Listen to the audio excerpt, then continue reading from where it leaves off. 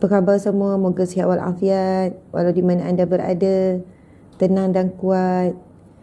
InsyaAllah.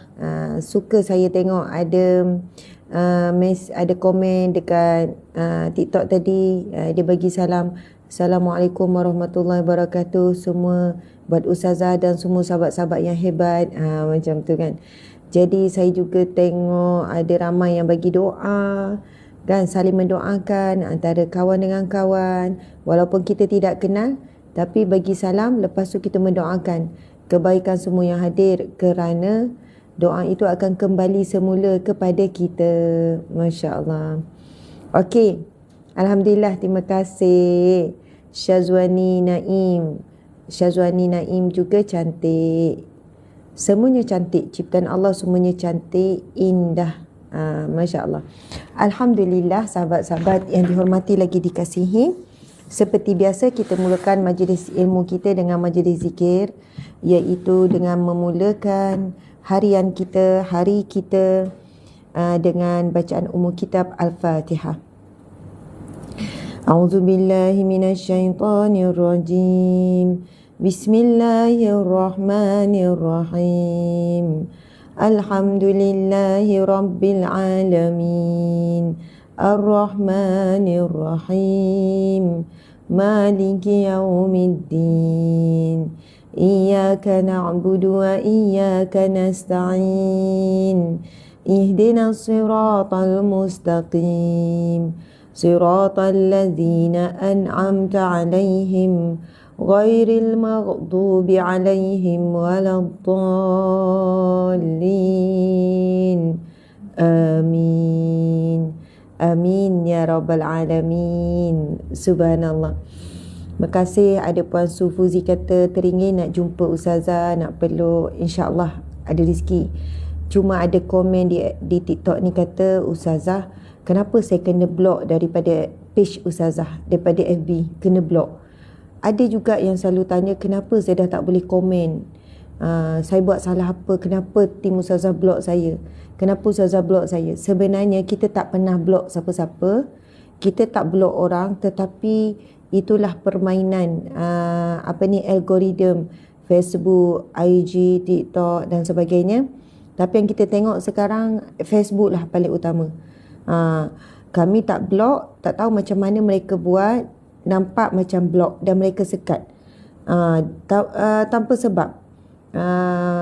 Block, lepas tu ramai yang tak boleh nampak kita punya live, kita punya posting. Lepas tu dia dapat notification seolahnya kita yang block, padahal kita tak ada. Buat apa kami nak block? Merugikan je. Buat apa kami nak halang untuk sahabat-sahabat komen? Bahkan saya, kalau ada orang yang komen yang tak sependapat dengan kita, marah-marah pun saya jarang block. Kita biarkan saja. Jadi kepada siapa yang terkena seperti itu, harap boleh bersangka baik, harap boleh sabar, maafkan kami sebab itu di luar daripada kawalan kami. Jadi macam itulah. Kita sayang semua sahabat-sahabat, kita tak akan block. Cuma tak tahu macam mana, ramai dah yang kata nak komen tak boleh, bila tulis je tak boleh, macam kena block. Begitulah. Okey, sahabat-sahabat semua, sekarang hari tu sejam tak boleh guna FB. Saya rasa sebab banyak sangat bagi emoji code. Sejam tak boleh guna FB. Ya, posting kena pasal saudara kita kena block. Ya, algoritma memang teruk sangat sekarang ni. Okey, bila nak pergi Sarawak? InsyaAllah Sarawak bulan 11 tak silap. Memang hujung tahun ni ada Sabah Sarawak. Okey, sekarang kita akan mulakan bacaan 10 ayat awal dan akhir suratul Kahfi. Ada orang tanya saya orang mana? Nampak macam Korea ya. Tapi saya orang Malaysia. Saya berasal pada Terengganu, Kampung Batu Nang. Saya orang Ganu, Kampung Batu Nang. Sejam kena blok, tak boleh komen. Sorry ya Pak Azlimah Abdul, dia kata pengalaman dia. Ya, si Cicih comel, dia ni memang licik. Ya, nanti kita pucung Selangor anak Aida. Okay, ready semua? Kita nak baca 10 ayat awal dan akhir suratul Kahfi. A'udzubillahi minasyaitonirrajim. Bismillahirrahmanirrahim.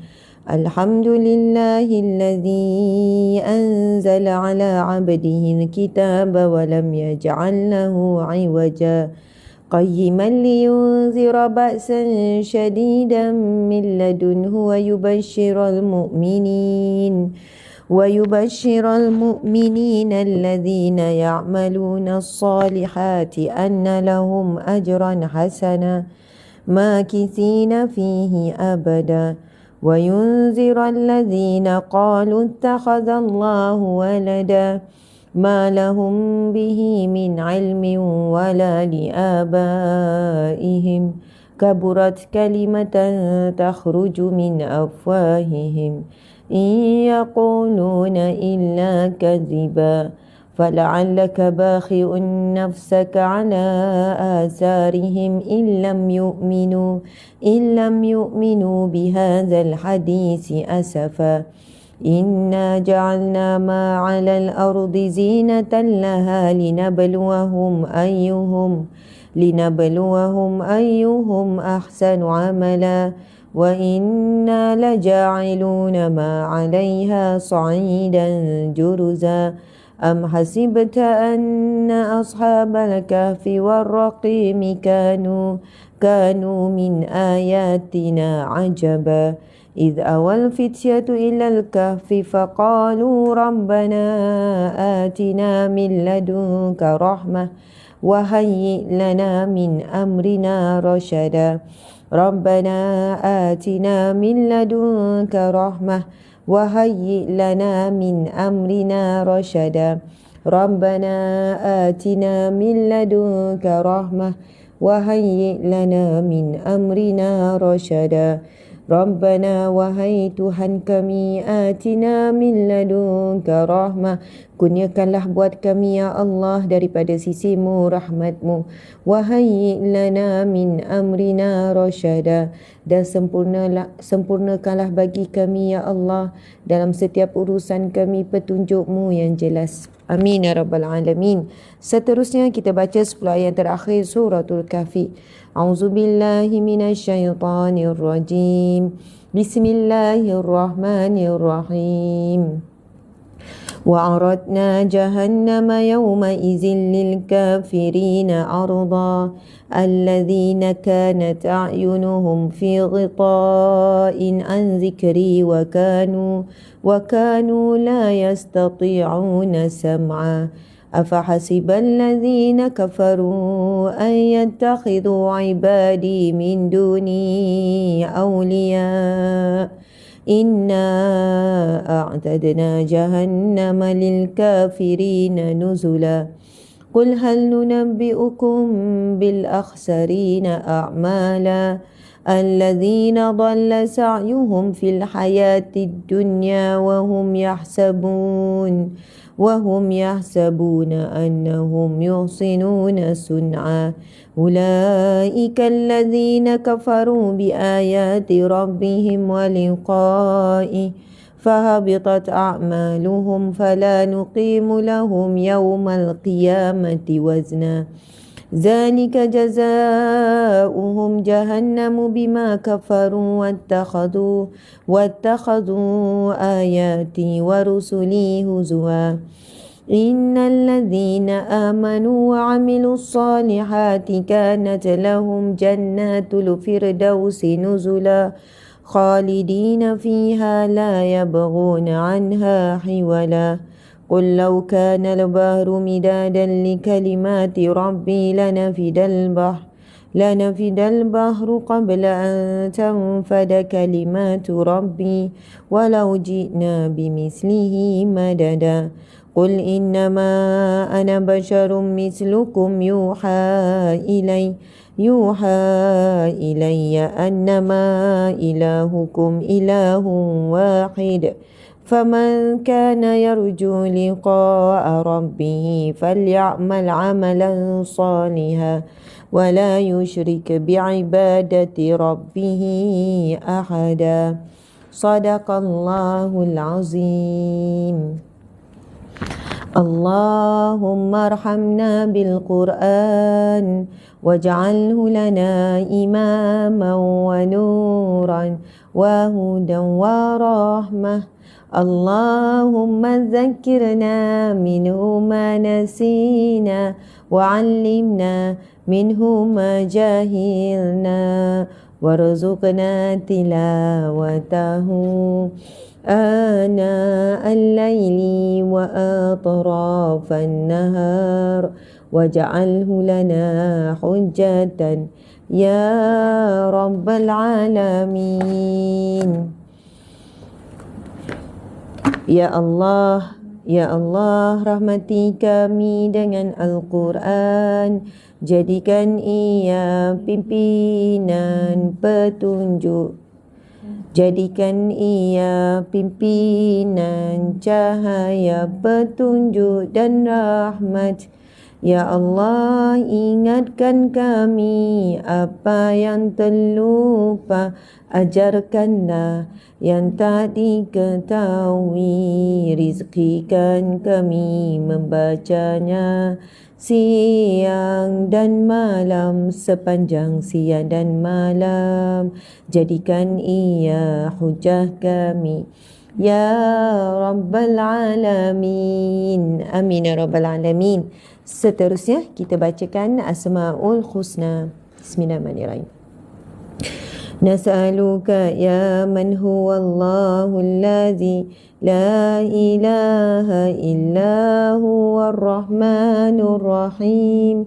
Al-Malikul Quddusus Salamul Mu'minul Muhaiminul Azizul Jabbar. Al-Mutakabbirul Khaliqul Bari'ul Musawwirul Ghaffarul Qahhar. Al-Wahhabur Razzaqul Fattahul Alim.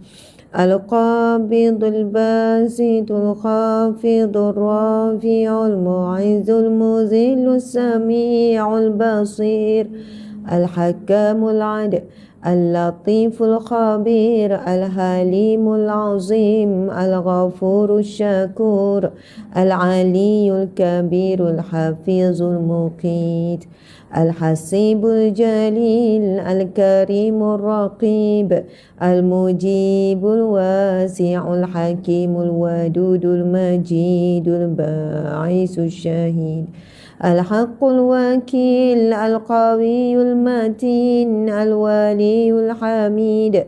Al-Muhsil Mubdi'ul Mu'id. Al-Muhyil Mumitul Hayyul Qayyum. Al-Wajid Al-Majid Al-Wahidul Ahadul Samadul Qadirul Muqtadi. Qadimul Muakhirul Awwalul Akhir. Al-Zahirul Batinul Walil Muta'alil Barut Tawwab. Al-Muntaqimul Afu Ra'uful Malikul Mulki Zul Janani wal Ikram. Al-Muqsitul Jami'ul Ghaniyul Muniyul Mani'ud Dar. An-Nafi'un Nurul Hadil Badi'ul Baqi. Al-Warisul Rashidul Saburul Ladzi laysa kamislihi syai'un wa huwa Sami'ul Basir. Allahumma salli afdala salati ala as'adil makhluqatika Sayyidina Muhammadin wa ala alihi wa sahbihi wa sallim adada ma'lumatika wa midada kalimatika kullama dhakaraka zakirun wa ghafala an zikrihil ghafilun. Masya Allah, Alhamdulillah. Seterusnya kita selawat ke atas Nabi Muhammad sallallahu alaihi wasallam. Sallallahu ala Muhammad. Sallallahu alaihi wasallam. Sallallahu ala Muhammad.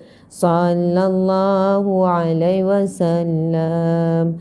Sallallahu ala Muhammad.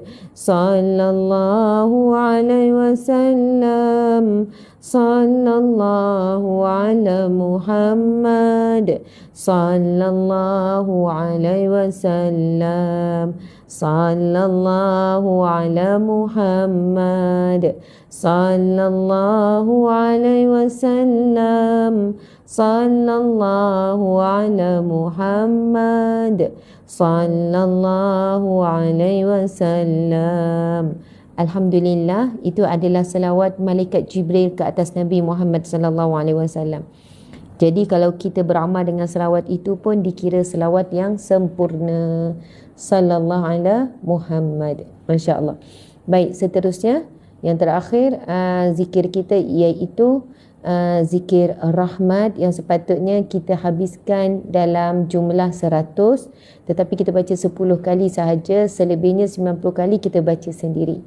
Yang mana Nabi SAW bersabda, barang siapa yang membaca 100 kali la ilaha illallah wahdahu la syarikalah lahul mulku wa lahul hamdu wa huwa ala kulli syai'in qadir, maka akan diberikan kepadanya pahala ganjaran umpama membebaskan 10 orang hamba abdi.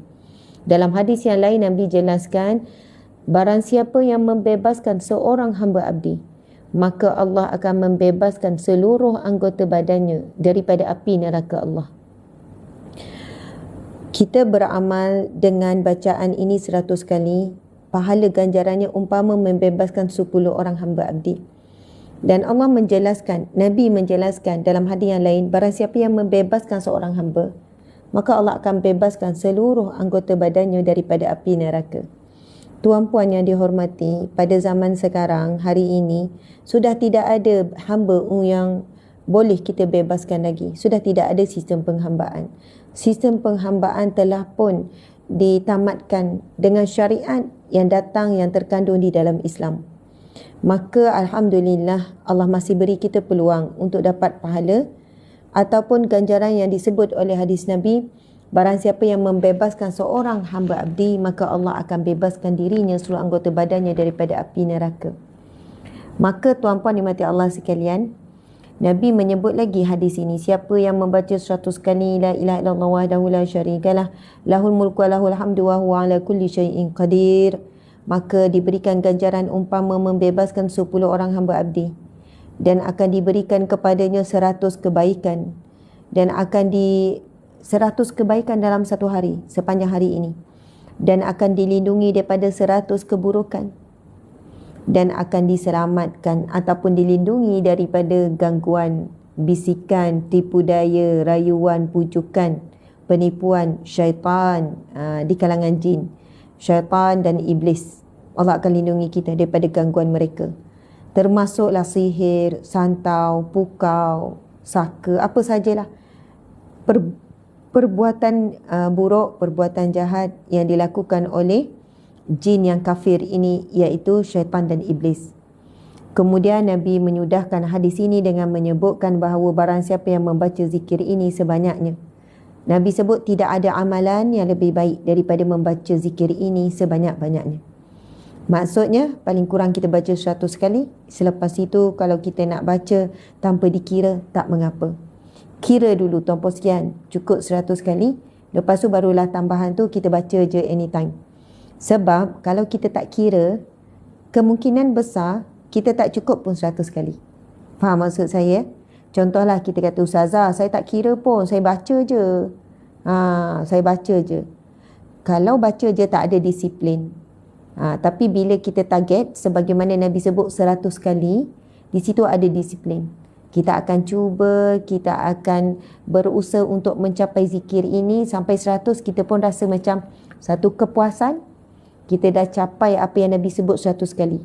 Lepas tu barulah kita mula tak kira. Kalau untuk capai 100, kira dulu.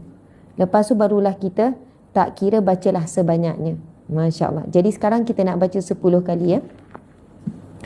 Bismillahirrahmanirrahim. La ilaha illallah wahdahu la syarikalah lahul mulku wa lahul hamdu wa huwa ala kulli syai'in qadir. La ilaha illallah wahdahu la syarika lah, lahul mulku wa lahul hamdu wa huwa ala kulli syai'in qadir. La ilaha illallah wahdahu la syarika lah, lahul mulku wa lahul hamdu wa huwa ala kulli syai'in qadir. La ilaha illallah wahdahu la syarika lah, lahul mulku wa lahul hamdu wa huwa ala kulli syai'in qadir. La ilaha illallah wahdahu la syarika lah, lahul mulku wa lahul hamdu wa huwa ala kulli syai'in qadir. La ilaha illallah wahdahu la syarika lah, lahul mulku wa lahul hamdu wa huwa ala kulli syai'in qadir. La ilaha illallah wahdahu la syarika lah, lahul mulku wa lahul hamdu wa huwa ala kulli syai'in qadir. La ilaha illallah wahdahu la syarika lah, lahul mulku wa lahul hamdu wa huwa ala kulli syai'in qadir. La ilaha illallah wahdahu la syarika lah, lahul mulku wa lahul hamdu wa huwa ala kulli syai'in qadir. La ilaha illallah wahdahu la syarika lah, lahul mulku wa lahul hamdu wa huwa ala kulli syai'in qadir. Alhamdulillah, kita dah baca 10 kali zikir rahmat. Kita namakan zikir rahmat.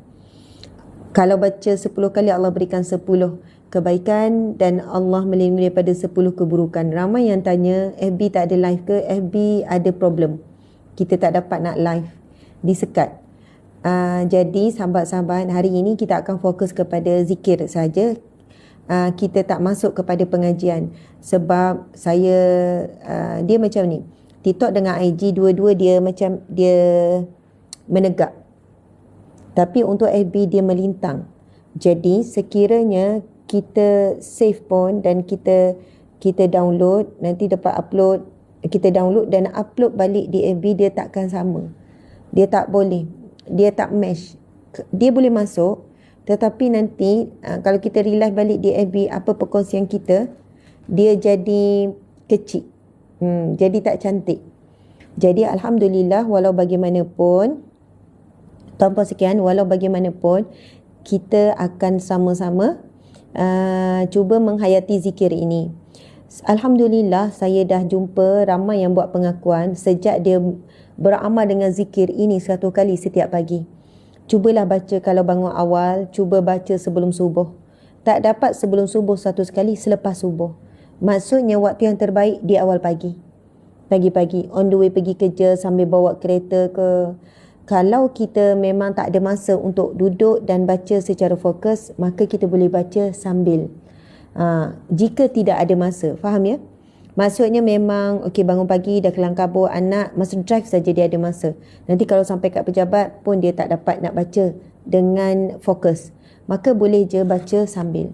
Ada yang tanya memang 100 tak boleh lebih. Nabi kata tidak ada amalan yang lebih baik daripada seseorang membaca zikir ini sebanyaknya. Sebab dalam zikir ini ada kalimah la ilaha illallah. Dan Nabi sebut afdalu zikru la ilaha illallah. Zikir yang paling afdal la ilaha illallah. La ilaha illallah, lahul mulku, bagi kamu segala pemilikan, bagi kamu segala kekuasaan dan kerajaan. Lahul mulku wa lahul hamdu, bagimu segala pujian. Tuan-puan sekalian, Nabi SAW bersabda lagi, afdalu zikru la ilaha illallah wa afdalu du'a alhamdulillah. Dan doa yang paling afdal adalah kalimah hamdalah, iaitu memuji Allah. So kalau kita tengok dalam zikir ini tergabung dua yang disebut dalam hadis Nabi. Nabi sebut yang pertama, afdalu zikru la ilaha illallah. Zikir yang paling afdal adalah la ilaha illallah. Wa afdalu du'a, dan doa yang paling afdal adalah kalimah alhamdulillah ataupun hamdalah, memuji Allah. Jadi cuba perhatikan zikir yang diajarkan oleh Nabi ini, la ilaha illa anta, la ilaha illallah wahdahu la syarikalah.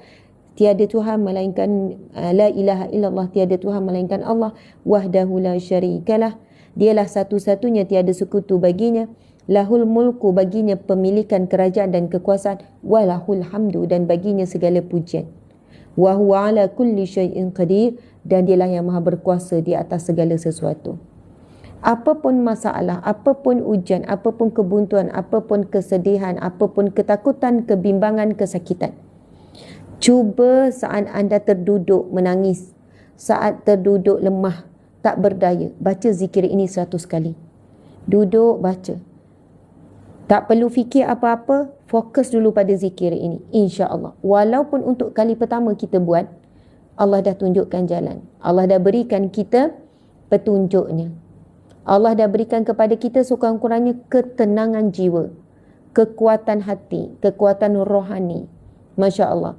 Ujian itu sebenarnya menguji keimanan, walaupun dalam bentuk fizikal, walaupun dalam bentuk emosi, dalam bentuk mental. Tetapi sebenarnya sejauh mana kekuatan rohani kita, maka kita akan mampu menghadapinya. Rohani, kekuatan rohani. Contoh, saudara kita yang kena serpihan bom lah contohnya, sampailah kaki hilang ataupun sampai matanya buta, kedua tangannya hilang ataupun lumpuh. Kita nampak kecederaan itu ataupun beban itu adalah pada fizikal. Tetapi apabila rohani mereka kuat, dan kita dah tengok banyak video lelaki dewasa, remaja dalam keadaan yang buta kerana terkena serpihan bom dan sebagainya. Namun kata yang dikeluarkan daripada mereka, tidak mengapa. Allah akan kembalikan mataku ini di syurga kelak.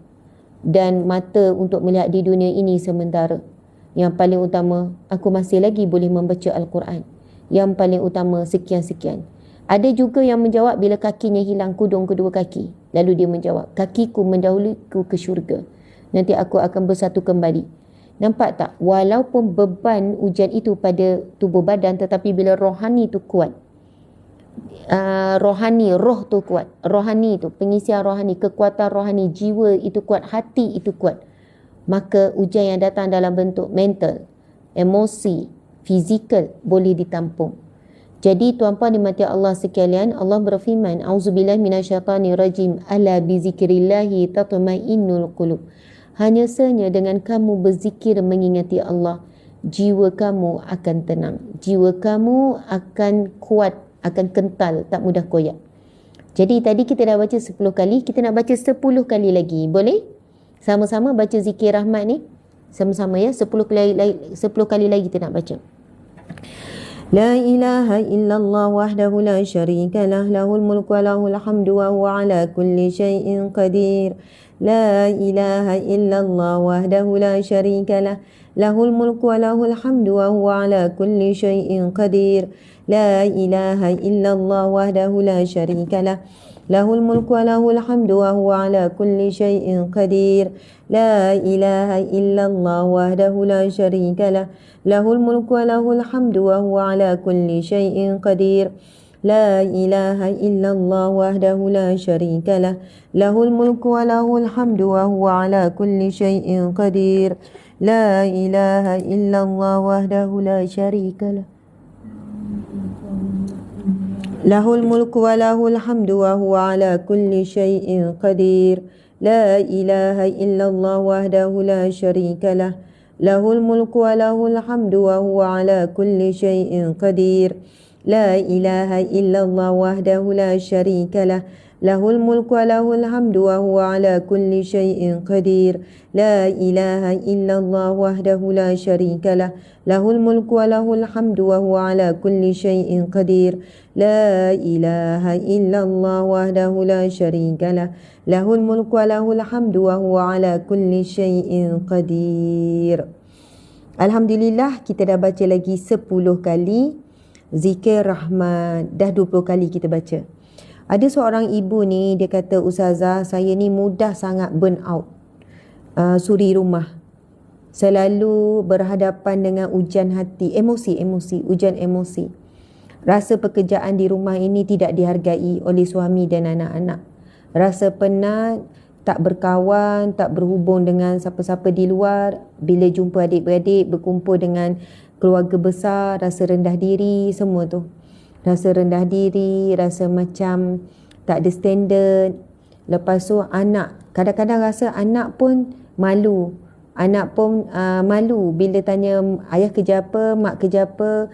Macam anak tu tak nak bagi tahulah mak suri rumah. Konflik ni, konflik dalaman.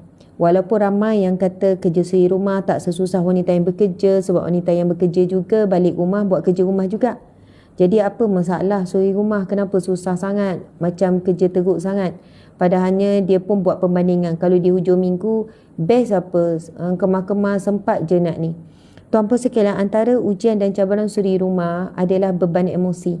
Apabila setiap hari mengulangi rutin yang sama, manusia Allah uji dengan perasaan jemu. Bila buat rutin yang sama dan tak ada pilihan. Manakala kita di tempat kerja setiap hari berubah. Walaupun kita ada tugas yang sama, tetapi kita ada kawan-kawan. Kita akan mendengar cerita yang berbeza. Kita ada peluang untuk berbual dengan manusia. Kita boleh tukar environment. Environment di rumah, di tempat kerja. Daripada tempat kerja masuk ke rumah. Dia ada dua environment yang berbeza. Bila berlaku perubahan on the way dan sebagainya, ia sebenarnya baguslah untuk manusia. Sebab manusia tak boleh statik. Tetapi bila jadi suri rumah, tuan-puan dimati Allah sekalian, sebab saya pernah jadi kedua-duanya. Maksudnya saya jadi suri rumah dulu, masa tu saya tak nak bekerja sampailah saya mengandung anak yang kedua. Lepas tu dah jadi suri rumah, saya bekerja. Lepas bekerja, saya di suri rumah berapa tahun sebab ikut suami sambung belajar. Cik suami sambung di Brisbane, Australia ketika itu, dia buat PhD. Tapi PhD tak settle ya. Lepas tu saya di suri rumah. Bila jadi suri rumah, saya sebut dekat suami, saya tak sabar nak bekerja balik. Suri rumah penat, bekerja pun penat. Tetapi penat fizikal dengan penat mental dan emosi berbeza. Bila suri rumah, saya selalu bawa masalah, bukan create masalah. Masya Allah, masa tu lah. Dengan masa tu saya anak 4 kecil-kecil. Lepas tu saya mengandung anak kelima, Sofwan, di Brisbane, Australia. 4 orang, anak semua kecil-kecil. Masih lagi tadika, seorang je sekolah rendah. Masa tu Atika sekolah rendah. Yang lain tu kecil-kecil dan saya mengandung anak kelima. Bila kita berada di luar negara seperti ini, kita yang kena masak 3 kali sehari. Sarapan, makan tengah hari, makan malam. Kedai makan semua yang non-Muslim kan. Jadi banyaklah. Di waktu yang sama saya juga babysitter, jaga anak orang, dan saya masak, saya buat catering sebab nak jana pendapatan, nak tampung sekolah anak ni. Dan suami saya full PhD lah masa tu. Jadi tuan-puan sekalian, subhanallah, masa tu saya tahun 2013, 14, 15, hampir 3 tahun. Saya masa tu lah, sebab sebelum itu saya perunding rumah tangga. Dan sebelum itu juga saya tak memahami sangat. Bila kajian dibuat, tekanan mental, tekanan jiwa terhadap suri rumah lebih tinggi daripada wanita yang bekerja. Itu statistik yang kami sendiri buat. Bila kita buat kajian kes, selama 4 tahun saya jadi perunding cara rumah tangga. Kadar tekanan sama ada mental ataupun emosi, tekanan jiwa, suri rumah lebih tinggi berbanding wanita yang bekerja. Dia bukan dari sudut workload kan, workload, bukan dari segi beban kerja tu. Beban kerja tu kita bolehlah sebut okey, suri rumah mungkin lebih ringan bla bla bla bla. Tetapi bila beban emosi orang tak nampak, beban mental orang tak nampak, dan orang menganggap ia adalah satu benda yang remeh. Jadi, tuan-puan sekian, masa tu saya semakin memahami bila saya berada di rumah, kita tak jumpa orang, kita tak tukar rutin dan kita tak ada environment yang berubah-ubah. Kawan kita ketika itu adalah benda-benda mati, mesin basuh, peti ais, semua benda-benda yang tidak boleh bercakap. Akhirnya, kita sangat mengharapkan perhatian daripada suami. Kita tunggu sangat dia balik, kita nak berbual, kita nak bercakap. Dia pula penat, dia pula layan tak layan, dan kita rasa keperluan emosi kita tidak cukup, maka berlakulah konflik demi konflik. Jadi kepada wanita yang bekerja ataupun wanita yang bekerja di rumah ataupun di luar rumah, sebab wanita suri rumah juga bekerja tetapi di dalam rumah, dan wanita yang bekerja di luar rumah, kedua-duanya bekerja, cubalah beramal dengan zikir rahmat ini. Walaupun kita rasa lepas berzikir tak ada kesan apa, tak rasa perbezaannya, tapi percayalah sedikit demi sedikit ia akan memberikan kesan ataupun tindak balas yang tidak disangka-sangka. Subhanallah, walaupun rasa macam dah habis 100 macam tak ada perbezaan, buat lagi hari kedua, buat lagi, kita akan terkejut dengan impact zikir ini. Sebab Nabi menyebut dalam hadis yang sahih akan diberikan 100 kebaikan. 100 kebaikan kita akan perolehi pada hari tersebut, dan kita akan dilindungi daripada 100 keburukan. 100 keburukan dilindungi, Allahu Akbar. Dan kita akan dilindungi daripada bisikan, gangguan jin, syaitan dan iblis yang banyak melemahkan hati kita, mental kita, rohani kita adalah syaitan, iblis. Jadi zikir ini akan jadi protection. Dia tak boleh nak bisik dah. Kan? Kau ni malu je, kau ni tak berharga, kau ni si rumah je, tak perlulah nak berkawan, malulah nak pergi masjid pun malu. Nak pergi surau pun malu. Nanti orang tanya, kerja apa? Suri rumah je. Sebenarnya suri rumah ada satu pekerjaan yang sangat mulia, yang sangat hebat. Subhanallah tuan-puan sekalian, ada ramai mana suri rumah dia nak bekerja sebab dia kata dia dah malu dah. Dia dah malu dah bila orang tanya.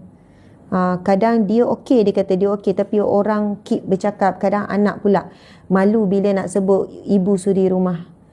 Jadi muslimin-muslimat, ya, sebenarnya dah makin ramai suri rumah hari ini di kalangan orang-orang yang belajar tinggi. Saya jumpa ada ramai yang degree, memang ramai yang master, bahkan yang PhD memilih untuk jadi suri rumah. Masa saya duduk di Brisbane, kebanyakan wanita suri rumah, wanita-wanita mak saleh. Mereka asalnya ada kerjaya, bahkan doktor, arkitek apa. Bila kahwin ada anak, mereka berhenti. Budaya mereka begitu. Sebab itu bila jumpa diorang, bila borak-borak dengan parent ibu-ibu ni, kebanyakannya kerjayanya hebat-hebat, belajarnya tinggi. Lepas tu diorang sanggup berhenti bila dapat anak, nak fokus kepada anak. Dan mereka menikmati saja kehidupan itu dengan gembira. Tapi mereka ada buat aktiviti, bukan berada di rumah saja. Bila anak dah uruskan begini-begini, mereka keluar pergi taman, mereka pergi keluarlah buat aktiviti. Maksudnya suri rumah hari ini boleh memilih sama ada nak berdiam di rumah, tak ada ubah environment, ataupun walaupun ada baby, ada anak kecil, dukunglah pergi pusing. Kalau rumah pangsa, rumah teres, rumah flat pun kita boleh je naik turun tangga, ambil udara luar, pergi jalan. Yang jadi punca tekanan juga adalah gadget, telefon.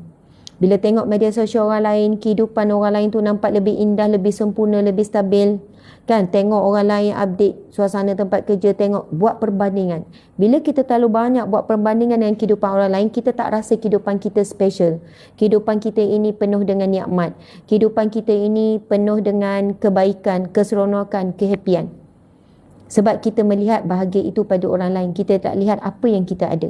Tuan-puan sekalian, manusia memang cenderung melihat apa yang orang ada, apa yang dia tiada. Samalah orang itu juga melihat kita, apa yang kita ada dan apa yang dia tiada. Dan manusia ataupun insan yang bahagia adalah insan yang mempunyai sifat qanaah, iaitu dia cukup apa yang dia ada. Dia bersyukur dengan apa yang ada. Dia bersyukur dengan suami dia seadanya. Dia tak buat perbandingan suami dia dengan suami orang lain. Dia bersyukur dengan anaknya seadanya. Dia tak buat perbandingan anaknya dengan anak orang lain. Cuma setiap hari dia berusaha jadi lebih baik. Dia tidak mengukur dirinya sebagai isteri dengan orang lain. Rugilah, malanglah awak dapat isteri macam saya.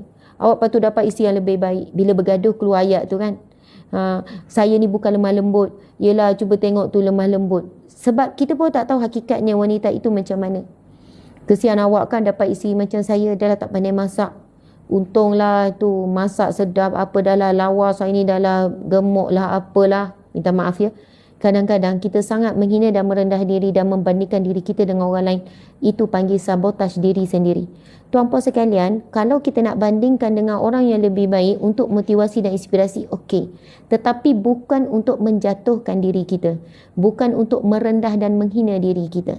Tapi untuk motivasi dan inspirasi, okey. Menghina, merendah, tidak. Kerana Allah Maha Adil. Allah memberikan kelebihan, kekurangan, seimbang kepada setiap orang. Allah tidak pilih kasih. Orang ni Allah lebih sayang, Allah bagi lebih sikit. Allah bagi kelebihan sekian-sekian. Yang ni Allah kurang sayang. Tidak. Allah berikan semuanya adil, cuma berbeza saja bentuk. Jadi tuan-puan dimati Allah sekalian, percayalah zikrullah boleh menguatkan hati kita dan mengubah kehidupan kita. Lagi-lagi jika kita membaca Al-Quranul Karim, ia adalah satu mukjizat. Al-Quranul Karim adalah kalamullah, kata-kata Allah, bicara Allah dengan kita. Okey, sekarang kita nak baca lagi 10 kali zikir rahmat. Sama-sama baca. Bismillahirrahmanirrahim. Dek tak apa, dek stop. Tak apa. La ilaha illallah wahdahu la syarika lah, lahul mulku wa lahul hamdu wa huwa ala kulli syai'in qadir. لا إله إلا الله وحده لا شريك له له الملك وله الحمد وهو على كل شيء قدير لا إله إلا الله وحده لا شريك له له الملك وله الحمد وهو على كل شيء قدير لا إله إلا الله وحده لا شريك له له الملك وله الحمد وهو على كل شيء قدير لا إله إلا الله وحده لا شريك له له الملك وله الحمد وهو على كل شيء قدير لا إله إلا الله وحده لا شريك له له الملك وله الحمد وهو على كل شيء قدير لا إله إلا الله وحده لا شريك له له الملك وله الحمد وهو على كل شيء قدير لا إله إلا الله وحده لا شريك له له الملك وله الحمد وهو على كل شيء قدير لا إله إلا الله وحده لا شريك له له الملك وله الحمد وهو على كل شيء قدير لا إله إلا الله وحده لا شريك له له الملك وله الحمد وهو على كل شيء قدير.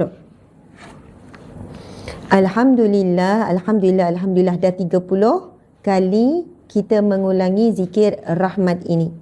Kita nak cukupkan 100 kali. Boleh ke hari ni kita baca 100 kali zikir ni? Saya nak sebut lagi, tuan-puan dan puan Allah sekalian. Belajar mensyukuri apa yang kita ada pada hari ini. Tadi saya ada baca, ada yang tulis, saya bekerja. Kalau boleh nak sangat jadi suri rumah. Saya cemburu tengok orang jadi suri rumah. Boleh ada masa dengan anak-anak. Lepas tu orang yang suri rumah pula kata, kalau boleh saya nak bekerja. Tetapi sebab suami pun kerja siang dan malam, contoh lepas tu anak-anak tak ada orang nak jaga, susah nak cari. Jadi saya tak ada pilihan, saya jadi suri rumah. Tuan-puan dimati Allah sekalian, sebenarnya kita sentiasa ada pilihan. Kita boleh buat pilihan. Yang kata tadi tu, seronoknya jadi suri rumah, kalau boleh jadi suri rumah. Sebenarnya anda boleh je, hantar je surat, resign. Lepas tu berhenti kerja, lepas tu jadi suri rumah. Yang suri rumah pun, kalau dia nak bekerja, dia boleh je all out usaha, aturkan orang jaga sekian-sekian, lepas tu dia keluar kerja. Maksud saya lah, semua manusia diberi pilihan. Saya tidak mahu kita letakkan dalam mindset apa yang berlaku dalam hidup kita kerana tidak ada pilihan ataupun kerana terpaksa. Pendapatan suami tak cukup, kalau saya tak kerja memang tak cukup, saya kerja sebab terpaksa. Maka kita tak akan happy dengan kerja kita.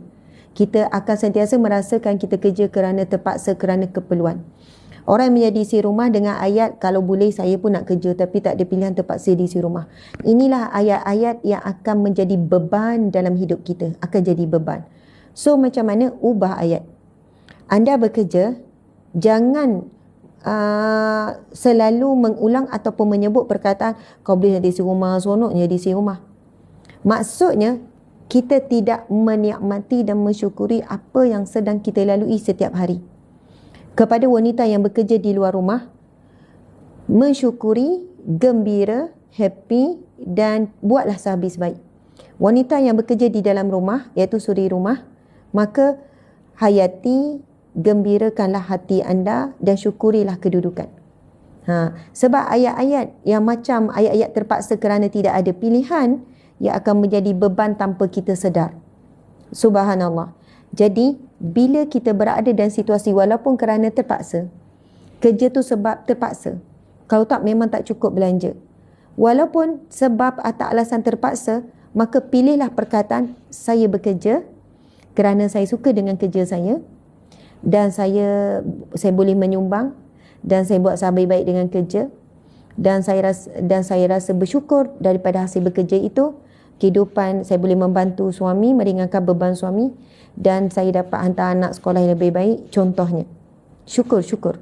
Dan kepada wanita yang suri rumah, kalaupun terpaksa sebab faktor suami kerja sibuk ataupun faktor-faktor lain, gembira, Alhamdulillah saya bersyukur menjadi wanita yang berada suri rumah, bekerja di rumah. Dengan itu saya boleh masa saya lebih banyak dengan anak. Sebab tuan-puan sekalian, ramai mana orang dia nak sangat jadi suri rumah, lepas tu dia berhenti kerja.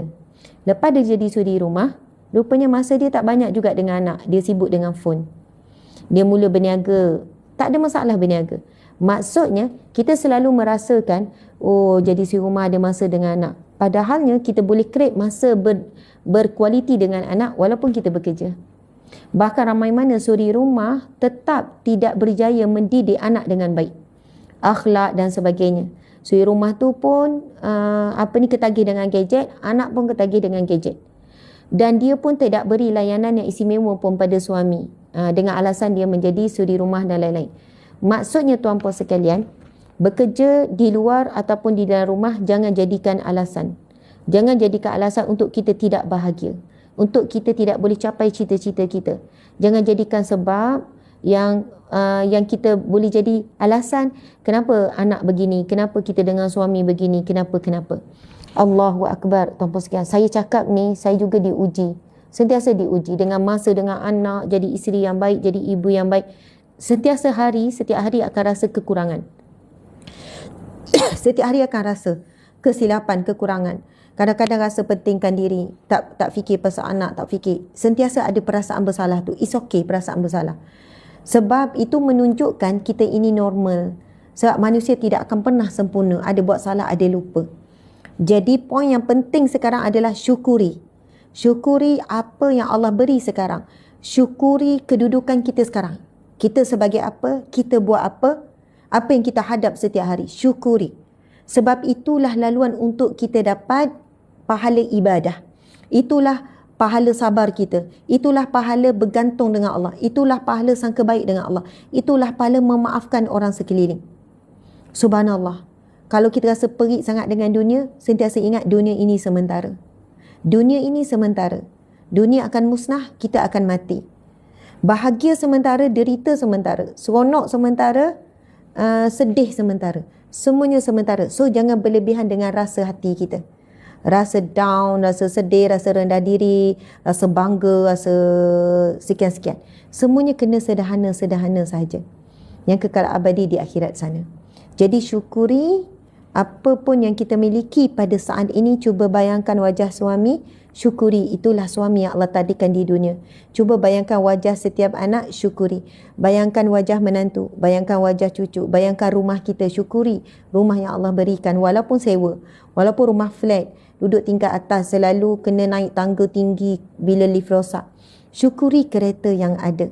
Sebab apa? Allah berfirman, la in syakartum la azidannakum. Sekiranya kamu bersyukur, pasti kami akan tambahkan nikmat ke atasmu. Wala in kafartum inna azabi lasyadid. Jika kamu tidak mensyukuri, kamu kufur dengan nikmatku, Allah kata inna azabi lasyadid. Sesungguhnya azabku amatlah pedih. Subhanallah. Sekarang Umar rasa letih mental kerana kurang bersyukur. Subhanallah. Antara tip macam mana nak bangun bersemangat, nak positif, bangun tidur. Bila kita bangun, kita duduk sekejap kan. Jangan lupa baca doa bangun tidur. Kalau kita boleh istiqamah yang ni pun, kita boleh rasa permulaan hari kita sangat bagus. Sebab permulaan hari sangat penting untuk menentukan seluruh hari kita. Bangun tidur je, Alhamdulillahillazi ahyana ba'dama amatana wa ilaihin nusyur. Segala puji bagi Allah yang telah menghidupkanku setelah mematikanku, dan kepadamu ya Allah aku kembali. Tarik nafas, bangun tidur sebaik-baiknya. Paksa diri bangun sebelum subuh. Jangan azan subuh baru kita bangun. Malas macam mana, ngantuk macam mana, sedap macam mana dalam selimut, usahakan juga bangun sebelum azan subuh. Kalau lebih awal lagi baguslah. Lepas tu baca doa. Yang kedua, step yang kedua adalah kemas tempat tidur. Kemas sendiri. Walaupun ada mate seorang, 2 orang, 10 orang, tempat tidur kemas sendiri. Susun bantal, selimut, kemas. Kemudian kita pergi bersihkan diri kan. Pergi mandi. Sebaiknya, wahai para wanita sekalian, walaupun kita selalu, saya pun sekarang ni dalam proses juga. Alhamdulillah boleh rupanya. Saya sebelum ni pun susah sangat nak mandi air sejuk. Kalau boleh nak mandi air suam manjang. Bahkan kalau pergi homestay, contohlah ada program homestay. Homestay tu tak ada water heater. Sangguplah saya masak air panas tu. Kalau rumah tu ada dapur ataupun ada kettle tu. Lepas tu masuk dalam baldi. Maksudnya tak bolehnya lah nak mandi air sejuk ni. Tak boleh nak mandi air sejuk. Mesti nak mandi air suam. Sebab saya pun dibesarkan daripada rumah, daripada kecil sampai besar, memang ada water heater semua dalam bilik kat rumah tu. Kat rumah mak saya tu ada 7 tandas. Ada 10 bilik, adik-adik 10 orang. Memang rumah tu agak besar. Maksudnya semua bilik ada water heater. So kita membesar pun biasa minum mandi air suam. Tapi bila kita mengkaji, bagusnya mandi air sejuk, lagi-lagi di pagi hari, kekuatan pada kulit, kekuatan pada otot, kekuatan pada badan. Kaedahnya adalah tuan-puan sekalian, first kita masuk dalam bilik mandi, kita basuh muka guna air sejuk dulu. Sebab Allah berikan kepada kita, pada hidung kita, pada anggota muka kita ni ada saraf-saraf yang beri signal kepada otak bahawa air ni sejuk. Bahawa air ini sejuk. So, kita basuh muka dulu. Kan, memanglah kita basuh tangan dulu sebelum kita mandi. Kita basuh muka, kenakan dulu air sejuk itu pada wajah kita. Ada sensor dekat hidung kita, ada bahagian muka kita ni ada sensor yang mana beri signal kepada otak air ini sejuk. So, otak kita dah bersedia bahawa kita akan mandi air sejuk. Kemudian, pergi kepada kaki dulu. Jangan terus kepala. Sebab bahagian kepala ni, kalau kita marah contohnya, ia tempat haba. Terasa bahang panas dekat atas ni. So, jangan mengejut terus kepala. Kaki dulu. Sambil berus gigi tu kan, kalau ni kaki dulu. Kaki dulu, biar rasa sejuk. Sampailah suhu badan kita itu daripada kaki dia dah keluar. Kalau haba ke panas ke dia dah mula keluar daripada kaki. Lepas tu bolehlah terus kepada badan. Masya Allah. Dan mula-mula rasa sejuknya tak tahan. Cuba nikmatinya, buat macam biasa dan menikmati air sejuk tersebut. Masya Allah. Tuan-puan sekalian, dari sudut anda boleh google agak sesendirilah kebaikan. Bahkan kalau kita tengok atlet kan, pemain bola ke ahli-ahli sukan ni, yang peringkat dunia ni, mereka kalau injured ataupun sakit otot, sakit apa, mereka akan berendam dengan ais. Maksudnya bathtub tu ada air, lepas tu ada ais. Ais tu sama banyak dengan air tu. Dan dia masuk sebab bagus sangat untuk otot, bagus semua. Kita ni sebenarnya lemah sangat otot kita. Nak bangun tidur pun lembek, nak tidur pun lembek, tengah hari dah lembek, baca Quran sikit ngantuk, nak berdiri lama sakit pinggang, sakit itu, sakit ini.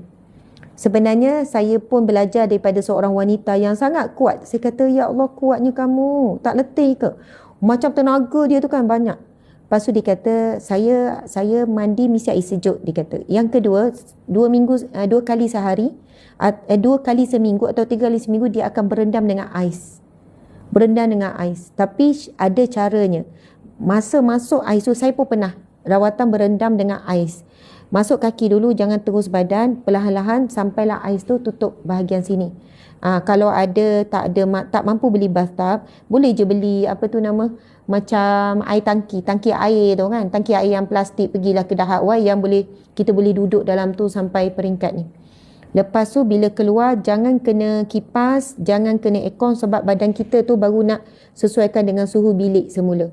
Tapi ia sangat bagus, bahkan rawatan untuk berkaitan dengan makhluk halus, sihir. Ini juga saya pernah melalui pengalaman berubat. Sebab adik-beradik keluarga saya juga diuji dengan ujian sihir. Ayah saya seorang peniaga. Lepas tu family kami ni, daripada sebelah mak ni, politik dan juga alim ulama.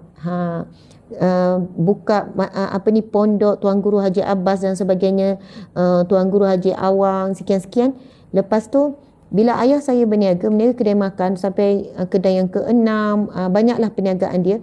Dekat rumah kita selalu jumpa benda-benda yang pelik-pelik. Maksudnya, okey, telur, ada jarum dalam tu, ada benda yang ditanam, gangguan adik-beradik. So, saya masih ingat masa tu berubat dan Alhamdulillah itulah yang paling berkesan pengalaman saya masa tu. Saya tak nak cerita detail apa yang saya lalui. Kan apa yang adik-beradik saya sakit macam mana. Maksudnya saya cerita saya juga pernah melalui sakit ujian dan sentiasa juga melalui ujian sihir, ujian ain, ujian ujian gangguan jin syaitan ni.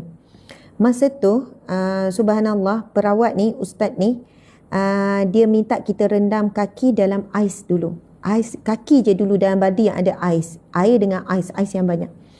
Kemudian lalu dia baca ruqyah, saya rasa teramat sakit, seluruh badan sakit, saya tak mampu. Kemudian kami semua diminta, okey, dalam tong air itulah isi air separuh ais. Maksudnya memang betul-betul sejuk. Subhanallah, mula-mula kita tak terfikir yang kita boleh berendam dalam ais. Tapi bila kita masuk perlahan-lahan, bila ais tu dah penuh, kita tak rasa apa-apa dah.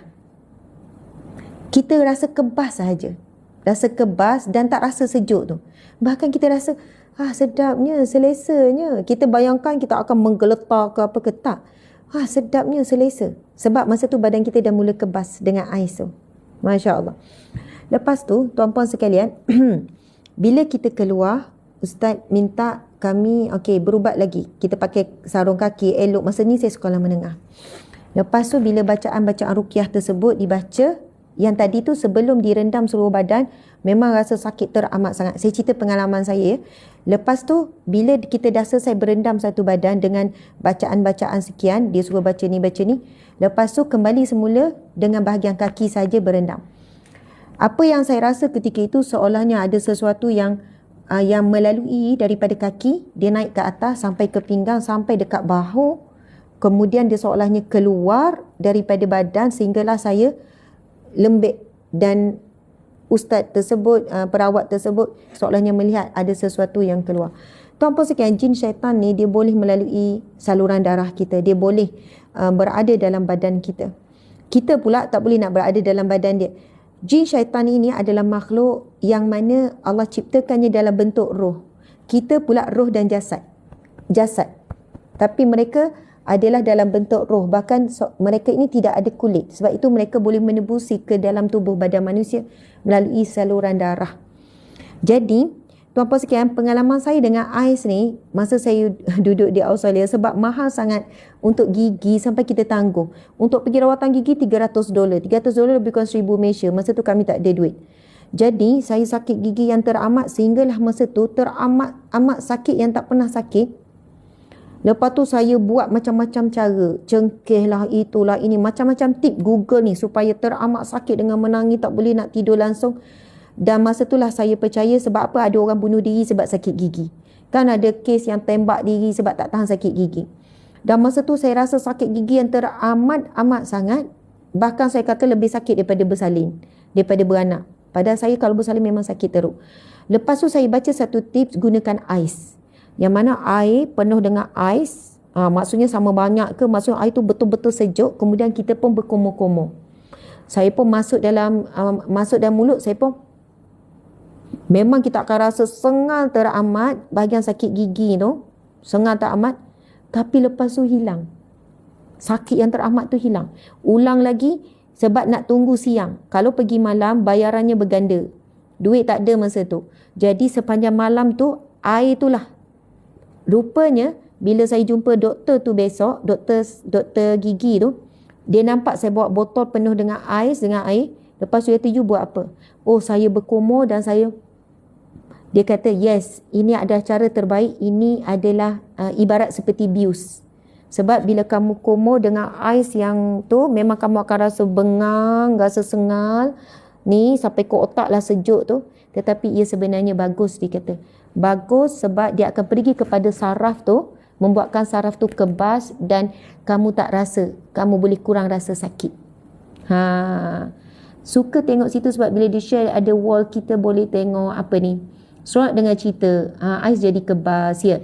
So tuan-puan sekalian, sekarang ni dah banyak ada orang buat rawatan dengan ais. Sangat bagus, tapi kena tahu cara.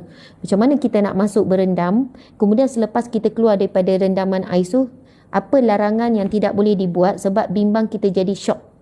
Dalam sejuk, bila kita keluar kita akan lagi menggigit. Terus balut diri. Lepas tu tak boleh kena kipas atau aircon dalam tempoh setengah jam. Supaya badan kita suhu itu kembali seperti normal. Gitu. Ya, benar tu Ustazah. Sakit gigi sampai menangis-nangis, bersalin okey lagi. Sakit gigi, kalau sakit teramat, anak kita sakit gigi teramat, saya dah cuba macam-macam cara. Tip-tip yang dibuat, tetapi ais dan kumur tu, itu yang paling berkesan setakat ni. Dan doktor sakit gigi, pakar sakit gigi pun cakap ya, sebab itu akan membuatkan saraf itu jadi kebas, ibarat bius. Suami suka sakit gigi.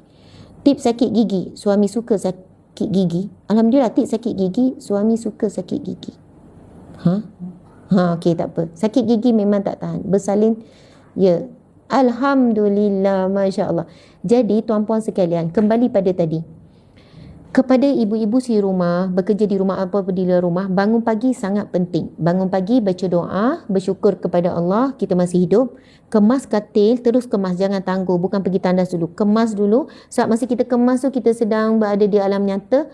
Masuk tandas, basuh tangan dulu. Memang itu sunat ya. Sebaik bangun tidur, Nabi sebut. Disunatkan membasuh tangan dulu. Sebab mungkin masa tidur, tangan kita merayau-rayau, korek hidung, korek sini, korek, macam-macam korek. Jadi, kita tak sedar tangan kita dah kotor. So sunat bangun tidur adalah basuh tangan dulu.